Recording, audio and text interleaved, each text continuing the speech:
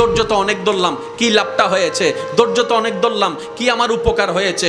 সহ্য করে কি জীবন যাবে নাকি? আপনার মনে এই প্রশ্ন যখন আসবে, আপনি বুঝে নেবেন এটা আপনার মনের প্রশ্ন নয়, এটা শয়তানের প্রশ্ন আপনার মনের মধ্যে ঢুকাই দিচ্ছে, যেন আপনি অধৈর্য হয়ে আঘাত করে ফেলেন। কারণ মিস্টার শয়তান ভালো করে জানে আল্লাহকে পাওয়াই হচ্ছে বান্দার কাজ, আর আল্লাহকে পাওয়ার জন্য বান্দার যতগুলা কাজ আছে সবচাইতে হাই লেভেলের অন্যতম একটা কাজের নাম হচ্ছে ধৈর্য।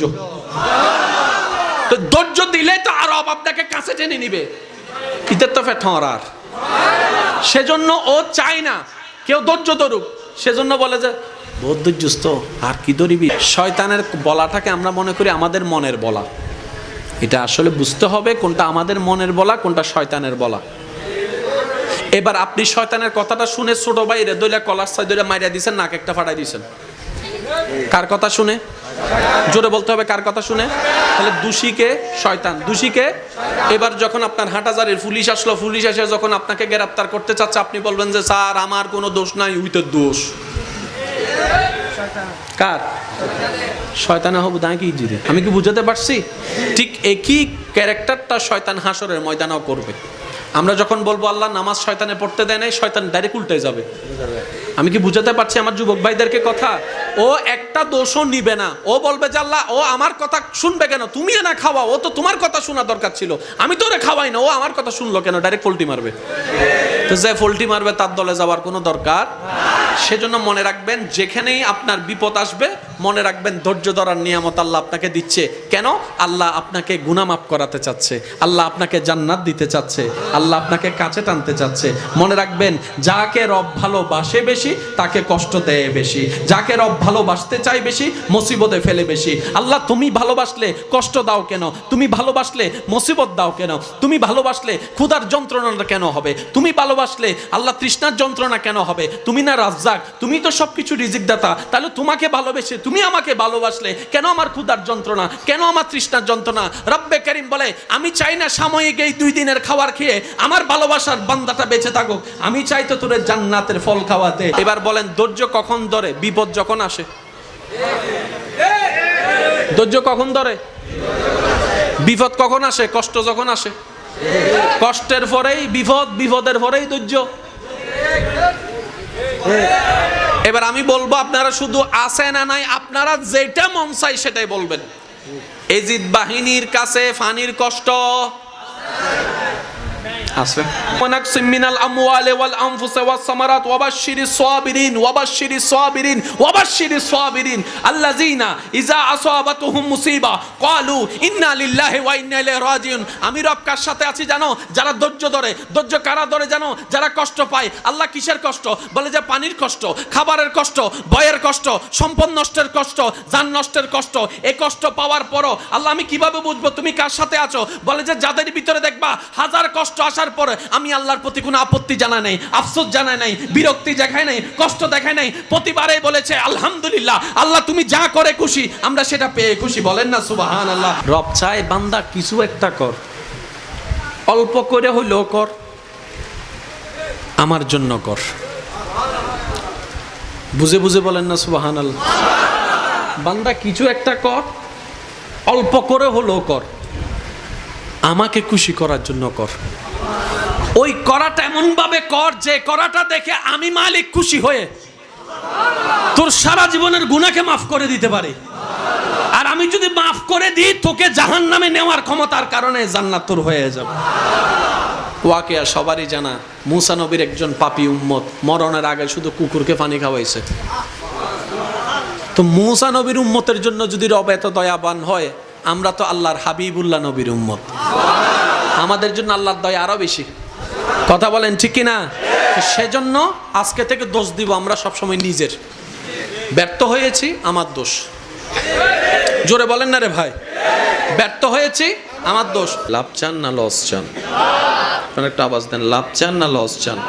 আল্লাহ আমাদের সবাইকে একটু বুঝার তৌফিক দান করুন। ও আল্লাহ, তোমাকে খুশি করার মতো কোনো আমল এখনো পর্যন্ত আমরা কেউ করতে পারি নাই, কেউ পারি নাই। তো তোমার কাছে একটাই ফরিয়াদ, মওলা আমাদের উপর তুমি নারাজ হইও না, আমাদেরকে তুমি ফেলে দিও না। আমরা তোমার বান্দা মওলা, তোমার বান্দা। আল্লাহ যতই ভুল করি তোমারই তো বান্দা। তুমি ফেলে দিলে তো কোথাও যাওয়ার আর ঠাঁই নাই আমাদের। আল্লাহ আজকের এই মাহফিল থেকে আমাদেরকে তোমার প্রিয় বান্দা হওয়ার জন্য, দুনিয়া এবং আখেরাতে জিতার জন্য যা যা গুণ অর্জন করা দরকার আমাদের সবার ভিতরে সেই গুণগুলো তুমি দয়া করে দান করে দাও। আমিনের আওয়াজ আর একটু বড় হলে সুন্দর হতো। আল্লাহ তোমার প্রিয় বান্দা হিসেবে আমাদেরকে কবুল করে নাও। তোমার নবীর প্রিয় উম্মত হয়ে কবরে যাওয়ার তৌফিক দান করো। আপনাদের কি কষ্ট হচ্ছে ভাইয়া? ইউসুফ নবীর ভাইয়ের প্ল্যানিং কি ছিল? ইউসুফ আল্লাহ পাক বলে যে এখনো দিন বাকি আছে, এখনো দিন। এবার দেখেন ইউসুফ নবীকে ওখান থেকে নেওয়ার পরে, তোলার পরে যা যা সব কি জানেন আপনারা, শুধু মনে করিয়ে দিচ্ছি। ওনাকে একজনে কিনলো, কিনার পরে বলে যে বাজারে তুল, বিক্রি করব। কি হিসেবে? গোলাম হিসেবে। ইউসুফ নবীকে বাজারে তোলা হয়েছে কি হিসেবে? সবাই বলে না কি হিসেবে? গোলাম হিসেবে, চাকর হিসেবে। জগৎ ওনাকে চাকর বানায় প্রেজেন্ট করেছে। রব বলে যে আমার প্ল্যানিং আলাদা, আমার প্ল্যানিং আলাদা। তোরা আজকে যাকে চাকর গোলাম হিসেবে দেখছিস ওকে আমি বাদশাহীর আসনে বসাবো। বান্দার প্ল্যানিং দেখেন, আল্লাহর প্ল্যানিং দেখেন। এবার আসেন, ওইসো আরে মা, মনোযোগ মনোযোগ মনোযোগ। ইউসুফ নবী বাজারে তুলছে কি হিসাবে ভাইয়া? সম্মান না অসম্মান? অসম্মান বলে না, সম্মান না অসম্মান? আমাদের শিকার জানার দরকার, এগুলো শিখে শিখে জীবনের সাথে মিলাই বুদ্ধি করে কাজ করার দরকার। এবার দেখেন আল্লাহর প্রিয় নবী ইউসুফ নবীকে যে গোলাম বানাচ্ছে আল্লাহ দেখে নাই? আল্লাহ দেখেও কি হয়ে আছেন?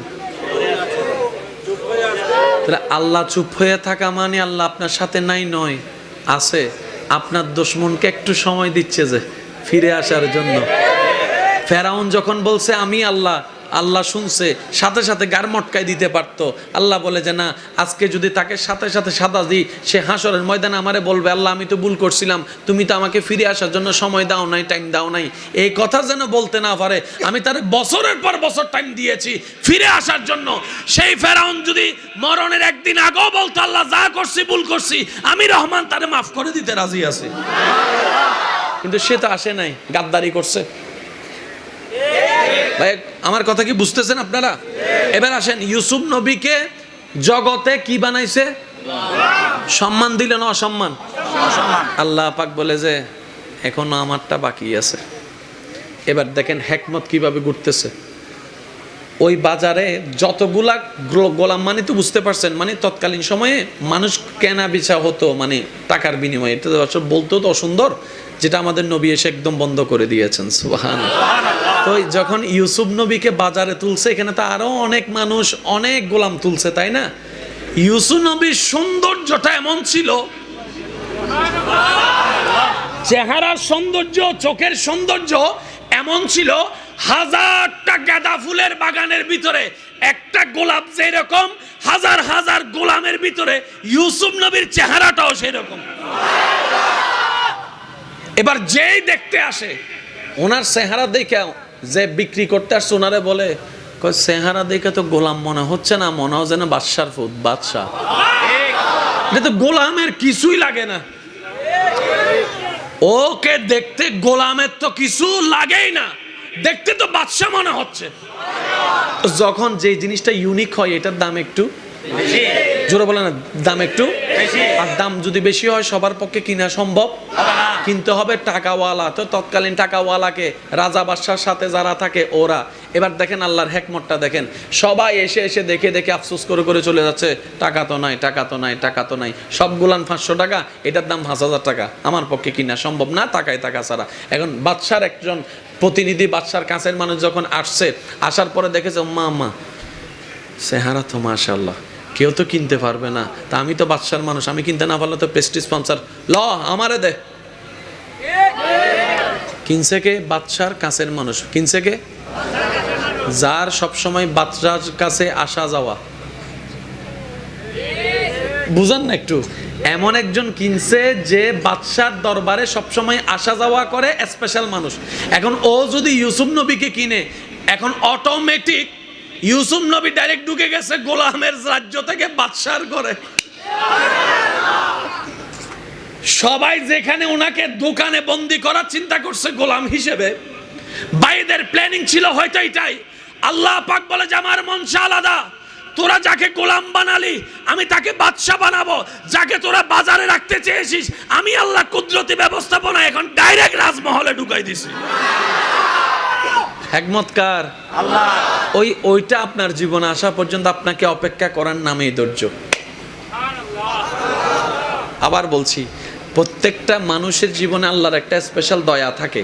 ওই দয়াটা আসা পর্যন্ত চুপ করে বসে থাকাটা, আমার আল্লাহ যা করে যা করে যা করে, এটার নাম ধৈর্য, এটার নাম সহ্য।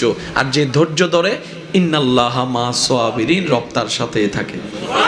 আর রব যার সাথে হয় সে কখনো ফেল হয় না। হিসাব ক্লিয়ার, এখানে কোনো ভেজাল নাই ভাই। এখন আপনার জিত আপনাকে জিততে হবে, আমার জিত আমাকে জিততে হবে। নিজে বাঁচিলে ভাই জোর নহত চাই, যারা নিচে বৈশ্য না আর ভাই চুপ করি থাকবেন, যারা চেয়ারত বৈশ্য মিটার একবার হন চাই। নিজে বাঁচিলে এই দুন মানুষের আওয়াজ ইল্লে ওই ভাই বুঝছি, ওনারা আওয়াজ নয় দুন। যারা সিডাঙ্গে আসুন তারা একবার আওয়াজ দন, নিজে বাঁচিলে। ইয়া না বুঝা যাতে মেডিন সিডেঙ্গে, নলে তো রোহিঙ্গা তুন গুদু আই ঢুকি গি ভানলার কেন ওয়া সাই সিডেঙ্গে ওয়া মেডিট ফলে লোয়া সিডেঙ্গে ওলা কল একবার হ মারহাবা। ও বাজরি বে হাল্লে রায় দিয়ে দে, কেন আওয়াজ দিও না ভাই। আর আরেকবার মাহফিল করলে হয়তো শেয়ার হইলেও ভাই শেয়ার দিবে, নয়তো ডাইরেক্ট বডি হইলে বডি দিবে। দুই রকম হইলে মাহফিল দুই লই যাবি, মনে তাইব না ইনশাল্লাহ।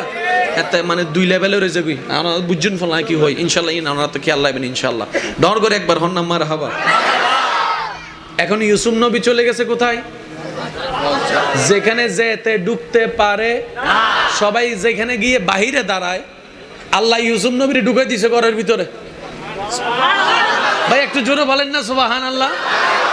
এবার যে কিনছে কিনে পড়ছে আরেক বিপদে। ইউসুফ নবীরে যে দেখে এত সুন্দর কা ইবে হতো নেই, এত সুন্দর কা দাম হতো, এত সুন্দর কা দাম হতো। বুঝতেছেন তো বিষয়টা? হইতে হইতে বিরক্ত হয়ে গিয়ে শেষ পর্যন্ত দিতে হদ ওয়া কাহাজ গর সাদল্ল এইবারে ডাহি গেল।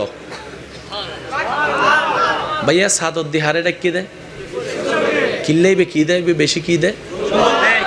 একখানা মাইকুর আওয়াজ জানা যার একখানা উনিবেন চাদর দিয়ে কারে ডাকছে কেন? ইউসুফ নবীর সমস্যা কি? তার মানে চাদরে ডাকে কারা? যারা সুন্দর। বোরকা পরে কারা? যারা সুন্দর। পর্দা করবে কারা? যারা সুন্দর। আর যারা বলে যে আমরা সুন্দর নাই, পর্দা করারও দরকার নাই। সুবহানাল্লাহ। হরিণ ধৈর্য তো অনেক ধরলাম, কি লাভটা হয়েছে? ধৈর্য তো অনেক ধরলাম, কি আমার উপকার হয়েছে? সহ্য করে কি জীবন যাবে নাকি? আপনার মনে এই প্রশ্ন যখন আসবে আপনি বুঝে নেবেন এটা আপনার মনের প্রশ্ন নয়, এটা শয়তানের প্রশ্ন আপনার মনের মধ্যে ঢুকাই দিচ্ছে, যেন আপনি অধৈর্য হয়ে আঘাত করে ফেলেন। কারণ মিস্টার শয়তান ভালো করে জানে আল্লাহকে পাওয়াই হচ্ছে বান্দার কাজ। আর আল্লাহকে পাওয়ার জন্য বান্দার যতগুলা কাজ আছে সবচাইতে হাই লেভেলের অন্যতম একটা কাজের নাম হচ্ছে ধৈর্য। ধৈর্য দিলে তো আরো আপনাকে কাছে টেনে নিবে। ইতের তো ফেটর। সেজন্য ও চায় না কেউ ধৈর্য ধরুক। সেজন্য বলে যে বহুত ধৈর্যস্ত আর কি ধরিবি। শয়তানের বলাটাকে আমরা মনে করি আমাদের মনের বলা। এটা আসলে বুঝতে হবে কোনটা আমাদের মনের বলা, কোনটা শয়তানের বলা। এবার আপনি শয়তানের কথাটা শুনে ছোট ভাইরে দইলা কলার সাই দইলা মাইরা দিয়েছেন, নাক একটা ফাটাই দিয়েছেন। কার কথা শুনে? জোরে বলতে হবে কার কথা শুনে। তাহলে দোষীকে? শয়তান। দোষীকে? এবার যখন আপনার হাটহাজারির পুলিশ আসলো, পুলিশ এসে যখন আপনাকে গ্রেফতার করতে চাচ্ছে, আপনি বলবেন যে স্যার আমার কোনো দোষ নাই, উইতের দোষ। কার? শয়তান হবু দাঁড়ি কি জিরে। আমি কি বুঝাতে পারছি? ঠিক একই ক্যারেক্টারটা শয়তান হাসরের ময়দানেও করবে।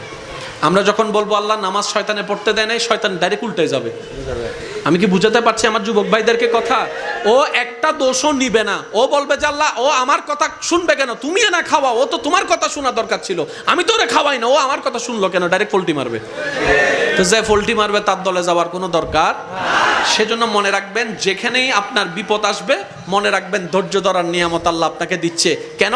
আল্লাহ আপনাকে গুনাহ মাফ করাতে চাচ্ছে, আল্লাহ আপনাকে জান্নাত দিতে চাচ্ছে, আল্লাহ আপনাকে কাছে টানতে চাচ্ছে। মনে রাখবেন, যাকে রব ভালোবাসে বেশি তাকে কষ্ট দেয় বেশি, যাকে রব ভালোবাসতে চায় বেশি মুসিবতে ফেলে বেশি। আল্লাহ তুমি ভালোবাসলে কষ্ট দাও কেন? তুমি ভালোবাসলে মুসিবত দাও কেন? তুমি ভালোবাসলে ক্ষুধার যন্ত্রণাটা কেন হবে? তুমি ভালোবাসলে আল্লাহ তৃষ্ণার যন্ত্রণা কেন হবে? তুমি না রাজ্জাক, তুমি তো সবকিছু রিজিক দাতা। তাহলে তোমাকে ভালোবেসে তুমি আমাকে ভালোবাসলে কেন আমার ক্ষুধার যন্ত্রণা, কেন আমার তৃষ্ণার যন্ত্রণা? রব্বে কারীম বলে, আমি চাই না সাময়িক এই 2 দিনের খাবার খেয়ে আমার ভালোবাসার বান্দাটা বেঁচে থাকুক, আমি চাই তো তোরে জান্নাতের ফল খাওয়াতে। এবার বলেন, ধৈর্য কখন ধরে? বিপদ যখন আসে। ধৈর্য কখন ধরে? বিপদ কখন আসে? কষ্ট যখন আসে। কষ্টের পরেই বিপদ, বিপদের পরেই ধৈর্য। এবার আমি বলবো, আপনারা শুধু আছে না নাই, আপনারা যেটা মন চাই সেটাই বলবেন। এজিদ বাহিনীর কাছে ফানির কষ্ট আছে। ওয়ানাকসিম মিনাল আমওয়ালি ওয়াল আনফুসি ওয়াস সামারাত ওয়াবাশশিরিস সাবিরিন ওয়াবাশশিরিস সাবিরিন ওয়াবাশশিরিস সাবিরিন আল্লাযিনা ইযা আসাবাতুহুম মুসিবা ক্বালু ইন্না লিল্লাহি ওয়া ইন্না ইলাইহি রাজিউন। আমি রব কার সাথে আছি জানো? যারা ধৈর্য ধরে। ধৈর্য কারা ধরে জানো? যারা কষ্ট পায়। আল্লাহ কিসের কষ্ট? বলে যে পানির কষ্ট, খাবারের কষ্ট, ভয়ের কষ্ট, সম্পদ নষ্টের কষ্ট, জান নষ্টের কষ্ট। এই কষ্ট পাওয়ার পরও আল্লাহ আমি কিভাবে বুঝবো তুমি কার সাথে আছো? বলে যে যাদের ভিতরে দেখবা হাজার কষ্ট আসার পরে আমি আল্লাহর প্রতি কোনো আপত্তি জানাই নাই, আফসোস জানাই নাই, বিরক্তি দেখাই নাই, কষ্ট দেখাই নাই, প্রতিবারেই বলেছে আলহামদুলিল্লাহ, আল্লাহ তুমি যা করে খুশি, আমরা সেটা পেয়ে খুশি। বলেন না সুবহানাল্লাহ। রব চায় বান্দা কিছু একটা কর, অল্প করে হইলেও কর, আমার জন্য কর। বুঝে বুঝে বলেন না সুবহানাল্লাহ। বান্দা কিছু একটা কর, অল্প করে হলেও কর, আমাকে খুশি করার জন্য কর। ওই করাটা এমন ভাবে কর যে করাটা দেখে আমি মালিক খুশি হয়ে তোর সারা জীবনের গুনাহকে মাফ করে দিতে পারি। আর আমি যদি মাফ করে দিই, তোকে জাহান্নামে নেওয়ার ক্ষমতার কারণে জান্নাত তোর হয়ে যাবে। ওয়াকিয়া সবারই জানা, মুসা নবীর একজন পাপী উম্মত মরণের আগে শুধু কুকুরকে পানি খাওয়াইছে। তো মুসা নবীর উম্মতের জন্য যদি রব এত দয়াবান হয়, আমরা তো আল্লাহর হাবিবুল্লাহ নবীর উম্মত, আমাদের জন্য আল্লাহর দয়া আরো বেশি। কথা বলেন ঠিক কিনা? সেজন্য আজকে থেকে দোষ দিব আমরা সবসময় নিজের। ব্যর্থ হয়েছি, আমার দোষ। জোরে বলেন না রে ভাই, ব্যর্থ হয়েছি, আমার দোষ। লাভ চান না লস চান? একটা আওয়াজ দেন, লাভ চান না লস চান? আল্লাহ আমাদের সবাইকে একটু বুঝার তৌফিক দান করুন। ও আল্লাহ, তোমাকে খুশি করার মতো কোনো আমল এখনো পর্যন্ত আমরা কেউ করতে পারি নাই, কেউ পারি নাই। তো তোমার কাছে একটাই ফরিয়াদ, মওলা আমাদের উপর তুমি নারাজ হইও না, আমাদেরকে তুমি ফেলে দিও না। আমরা তোমার বান্দা মওলা, তোমার বান্দা। আল্লাহ যতই ভুল করি তোমারই তো বান্দা, তুমি ফেলে দিলে তো কোথাও যাওয়ার আর ঠাঁই নাই আমাদের। আল্লাহ আজকের এই মাহফিল থেকে আমাদেরকে তোমার প্রিয় বান্দা হওয়ার জন্য, দুনিয়া এবং আখিরাতে জিতার জন্য যা যা গুণ অর্জন করা দরকার আমাদের সবার ভিতরে সেই গুণগুলো তুমি দয়া করে দান করে দাও। আমিনের আওয়াজ আর একটু বড় হলে সুন্দর হতো। আল্লাহ তোমার প্রিয় বান্দা হিসেবে আমাদেরকে কবুল করে নাও, তোমার নবীর প্রিয় উম্মত হয়ে কবরে যাওয়ার তৌফিক দান করো। আপনাদের কি কষ্ট হচ্ছে ভাইয়া? ইউসুফ নবীর ভাইয়ের প্ল্যানিং কি ছিল? ইউসুফ আল্লাহ পাক বলে যে এখনো দিন বাকি আছে, এখনো দিন। এবার দেখেন ইউসুফ নবীকে ওইখান থেকে নেওয়ার পরে, তোলার পরে যা যা সব কি জানেন আপনারা, শুধু মনে করে দিচ্ছি। ওনাকে একজনে কিনলো, কিনার পরে বলে যে বাজারে তুল, বিক্রি করব। কি হিসেবে? গোলাম হিসেবে। ইউসুফ নবীকে বাজারে তোলা হয়েছে কি হিসাবে? সবাই বলে না কি হিসেবে? গোলাম হিসেবে, চাকর হিসেবে। জগৎ ওনাকে চাকর বানাই প্রেজেন্ট করেছে। রব বলে যে আমার প্ল্যানিং আলাদা, আমার প্ল্যানিং আলাদা। তোরা আজকে যাকে চাকর গোলাম হিসেবে দেখছিস, ওকে আমি বাদশাহীর আসনে বসাবো। বান্দার প্ল্যানিং দেখেন, আল্লাহর প্ল্যানিং দেখেন। এবার আসেন, ওইসব আরে মা, মনোযোগ মনোযোগ মনোযোগ। ইউসুফ নবী বাজারে তুলছে কি হিসাবে ভাইয়া? সম্মান না অসম্মান? অসম্মান বলে না, সম্মান না অসম্মান। আমাদের শিকার জানার দরকার, এগুলো শিখে শিখে জীবনের সাথে মিলাই বুদ্ধি করে কাজ করার দরকার। এবার দেখেন আল্লাহর প্রিয় নবী ইউসুফ নবীকে যে গোলাম বানাচ্ছে আল্লাহ দেখে নাই? আল্লাহ দেখেও কি হয়ে আছেন? আল্লাহ চুপ হয়ে থাকা মানে আল্লাহ আপনার সাথে নাই নয়, আছে। আপনার দুশমনকে একটু সময় দিচ্ছে যে ফিরে আসার জন্য। ফেরাউন যখন বলছে আমি আল্লাহ, আল্লাহ শুনছে, সাথে সাথে গার মটকায় দিতে পারতো। আল্লাহ বলে যে না, আজকে যদি তাকে সাথে সাথে সাদা দিই, সে হাসরের ময়দানে আমারে বলবে আল্লাহ আমি তো ভুল করছিলাম, তুমি তো আমাকে ফিরে আসার জন্য সময় দাও নাই, টাইম দাও নাই। এই কথা যেন বলতে না পারে, আমি তার বছরের পর বছর টাইম দিয়েছি ফিরে আসার জন্য। সেই ফেরাউন যদি মরণের একদিন আগেও বলতো আল্লাহ যা করছি ভুল করছি, আমি রহমান তারে মাফ করে দিতে রাজি আছি। কিন্তু সে তো আসে নাই, গাদ্দারি করছে। ভাই আমার কথা কি বুঝতেছেন আপনারা? এবার আসেন, ইউসুফ নবীকে জগতে কি বানাইছে? সম্মান দিল না অসম্মান? আল্লাহ পাক বলে যে এখনো আমারটা বাকি আছে। এবার দেখেন হেকমত কিভাবে ঘুরতেছে। ওই বাজারে যতগুলা গোলাম, মানে তো বুঝতে পারছেন, মানে তৎকালীন সময়ে মানুষ কেনা বেচা হতো মানে টাকার বিনিময়ে। এটা বলতেও তো অসুন্দর, যেটা আমাদের নবী এসে একদম বন্ধ করে দিয়েছেন। সুবহানাল্লাহ। তো যখন ইউসুফ নবীকে বাজারে তুলছে, এখানে তো আরো অনেক মানুষ অনেক গোলাম তুলছে, তাই না? ইউসুফ নবীর সৌন্দর্যটা এমন ছিল, চেহারার সৌন্দর্য, চোখের সৌন্দর্য এমন ছিল, হাজারটা গাঁদা ফুলের বাগানের ভিতরে একটা গোলাপ যেরকম, হাজার হাজার গোলামের ভিতরে ইউসুফ নবীর চেহারাটাও সেরকম। এবার যেই দেখতে আসে ওনার চেহারা দেখে, যে বিক্রি করতে আসছে ওনারে বলে চেহারা দেখে তো গোলাম মনে হচ্ছে না, মনে হয় যেন বাদশার ফুট, বাদশাহ। এটা তো গোলামের কিছুই লাগে না, ওকে দেখতে গোলামের তো কিছু লাগেই না, দেখতে তো বাদশা মনে হচ্ছে। যখন যে জিনিসটা ইউনিক হয় এটার দাম একটু জোরে বলে না, দাম একটু, আর দাম যদি বেশি হয় সবার পক্ষে কিনা সম্ভব, কিনতে হবে টাকাওয়ালা। তো তৎকালীন টাকাওয়ালাকে রাজা বাদশার সাথে যারা থাকে ওরা। এবার দেখেন আল্লাহর হেকমতটা দেখেন, সবাই এসে এসে দেখে দেখে আফসোস করে করে চলে যাচ্ছে, টাকা তো নাই, টাকা তো নাই, টাকা তো নাই। সবগুলান 500 টাকা, এটার দাম 5000 টাকা, আমার পক্ষে কিনা সম্ভব না, টাকায় টাকা ছাড়া। এখন বাদশার একজন প্রতিনিধি, বাদশার কাছের মানুষ যখন আসছে, আসার পরে দেখেছে মা চেহারা তো মাশাআল্লাহ, কেউ তো কিনতে পারবে না, তা আমি তো বাদশার মানুষ, আমি কিনতে না পারলে তো প্রেস্টিজ স্পন্সর, ল আমারে দে। কিনছে কে? বাদশার কাছের মানুষ। কিনছে কে? যার সবসময় বাদশার কাছে আসা যাওয়া। বুঝেন না একটু? এমন একজন কিনছে যে বাদশার দরবারে সবসময় আসা যাওয়া করে, স্পেশাল মানুষ। এখন ও যদি ইউসুফ নবীকে কিনে, এখন অটোমেটিক ইউসুফ নবী ডাইরেক্ট ঢুকে গেছে গোলামের রাজ্য থেকে বাদশার ঘরে। সবাই যেখানে ওনাকে দোকানে বন্দি করার চিন্তা করছে গোলাম হিসেবে, বাইদের প্ল্যানিং ছিল হয়তো এটাই। আল্লাহ পাক বলে যে আমার মনসা আলাদা, তোরা যাকে গোলাম বানালি আমি তাকে বাদশা বানাবো, যাকে তোরা বাজারে রাখতে চেয়েছিস আমি আল্লাহ কুদরতি ব্যবস্থাপনা এখন ডাইরেক্ট রাজমহলে ঢুকাই দিছি। হিকমতকার আল্লাহ। ওইটা আপনার জীবনে আসা পর্যন্ত আপনাকে অপেক্ষা করার নামই ধৈর্য। আবার বলছি, প্রত্যেকটা মানুষের জীবনে আল্লাহর একটা স্পেশাল দয়া থাকে। ওই দয়াটা আসা পর্যন্ত চুপ করে বসে থাকাটা, আমার আল্লাহ যা করে যা করে যা করে, এটার নাম ধৈর্য, এটার নাম সহ্য। আর যে ধৈর্য ধরে, ইন্নাল্লাহা মা সাবিরিন, রব তার সাথেই থাকে। আর রব যার সাথে হয় সে কখনো ফেল হয় না। হিসাব ক্লিয়ার, এখানে কোনো ভেজাল নাই ভাই। এখন আপনার জিত আপনাকে জিততে হবে, আমার জিত আমাকে জিততে হবে। নিজে বাঁচিলে ভাই জোর নহত চাই, যারা নিচে বসছো না আর ভাই চুপ করি থাকবেন, যারা চেয়ারত বসছো মিটার একবার হন চাই, নিজে বাঁচিলে এই দুন মানুষের আওয়াজ ইল্লে ওই ভাই বুঝছি, ওনারার আওয়াজ নয় দুন, যারা সিডাঙ্গে আসুন তারা একবার আওয়াজ দন, নিজে বাঁচিলে। ইয়া না বুঝা যাতে মেড ইন সিডেঙ্গে, নহলে তো রোহিঙ্গা তুন গুদু আই ঢুকি গি ভাল্লার কেন ওয়া সাই সিডেঙ্গে ওয়া মেড ইট ফলে লোয়া সিডেঙ্গে ওলা কল একবার হ মারহাবা। ও বাজরি হাল্লে রায় দিয়ে দে, কেন আওয়াজ টাওয়াজ দিও না ভাই।